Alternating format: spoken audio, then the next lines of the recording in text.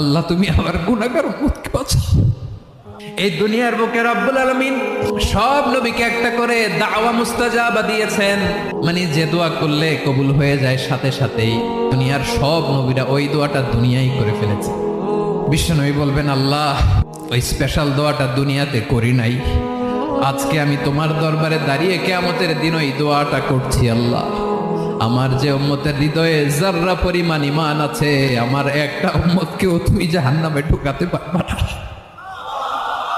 বিশ্বনবী পাগলের মতো একবার হাউজে কাউসারে যাবেন, একবার সিরাতে যাবেন, একবার পুলসিরাতের দিকে, একবার হাউজে কাউসারের দিকে পাগলের মতো দৌড়াতে থাকবেন। তার কোনো গুনাহগার উম্মত যাতে জাহান্নামে ঢুকে না যায়। উম্মতি বিশ্বনবী আমার জন্য কাঁদবেন, আপনার জন্য কাঁদবেন, আমাদের জন্য সেদিন কেঁদে কেঁদে জাহান্নামের দরজায় দাঁড়িয়ে আমাদেরকে টেনে টেনে জান্নাতে ঢুকাবেন।